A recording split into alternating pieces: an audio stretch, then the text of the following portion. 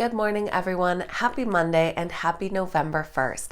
It is Julie here with your TipRanks pre-market morning update, where we're bringing you everything you need to know before the market opens. So let's get into it.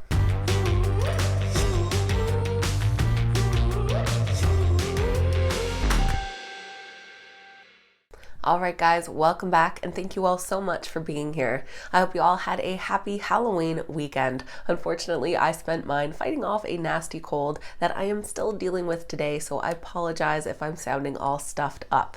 But this morning we're still going to take a look at exciting stock market news, notable earnings reports, and the morning's biggest gainers and losers.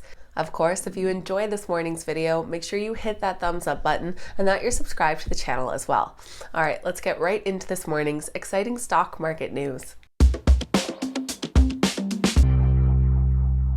It looks like we are starting November off with U.S. stock futures in the green.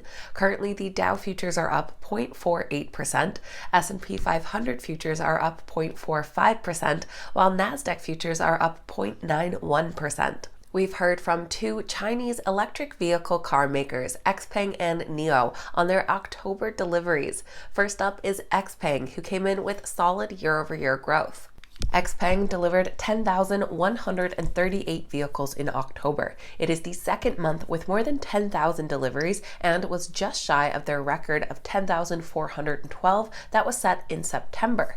The October numbers mark a 233% year-over-year increase in deliveries for XPeng and represent strong momentum given headwinds faced from the global chip shortage. Analysts rate their stock a strong buy with an average upside of 25%. XPeng's competition NIO didn't fare quite as well. NIO delivered just 3,667 vehicles in October, which was a 27.5% decrease year-over-year and was down from over 10,600 vehicles in September. The company blamed supply chain disruptions and a reduction in production volumes due to restructuring and upgrades to its manufacturing lines.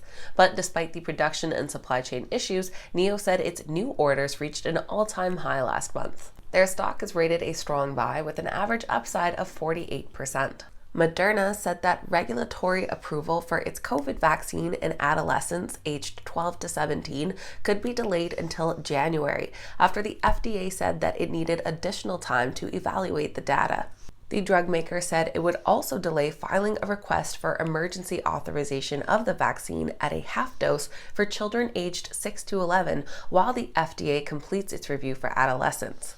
The FDA informed them that they need more time to evaluate international analysis of the risks of a rare heart inflammation after the vaccine. The Moderna stock is currently rated a hold with an average upside of 6%. Now, moving over to notable earnings reports. Once again, we have some pretty big names reporting earnings this week. On Tuesday, we'll be hearing from companies like ConocoPhillips, Ferrari, Pfizer, and T-Mobile. On Wednesday, we'll be hearing from CVS Health, Electronics Arts, Metsi, Marriott International, and Qualcomm, Airbnb, Expedia, Moderna, Square, Viacom, CBS, and Uber, and Friday includes DraftKings. We recently heard from Colgate-Palmolive, who came in with results ahead of analyst estimates. Their adjusted earnings came in at 81 cents per share and increased 3% year-over-year, ahead of the street's estimates of 79 cents per share. Revenues climbed 6.5% year-over-year to $4.41 billion, marginally beating analyst expectations of $4.4 billion. Their stock is currently rated a moderate buy with an average upside of 14%. We also heard from chemical products manufacturer Huntsman Corporation, who came in with strong third quarter results. Their quarterly revenues rose 51.3% year-over-year to $2.29 billion, topping the estimates of $2.02 billion.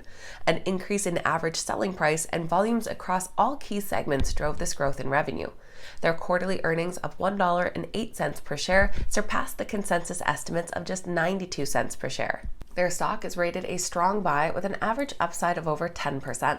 And also coming in with solid third quarter results was industrial supply company Grainger. Their quarterly performance was driven by robust demand for core products coupled with market share gains and margin expansion. Their adjusted earnings per share of $5.65 grew 25% year over year, surpassing analyst estimates of $5.30. Their net sales jumped over 11% to $3.4 billion, exceeding the consensus estimates of $3.32 billion. Their stock is currently rated a hold with a slight upside of 0.8%. The only recently updated price target came in yesterday with an upside of 13%. Now let's take a look at which stocks are this morning's biggest gainers and losers.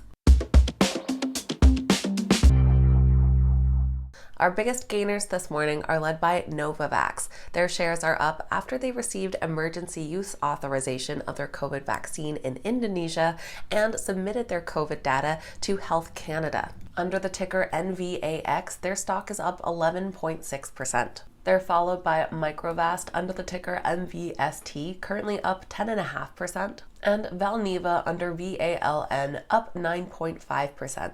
Our biggest losers this morning are led by Westpac Banking, as investors are disappointed in a smaller than anticipated share buyback and a softer outlook. Under the ticker WBK, they're currently down 7%. They're followed by VPC Impact Acquisition under the ticker BKKT. They're down over 5%, cooling off from gains of 66% last week. And NEO under the ticker NIO, down 3% following those weaker delivery results.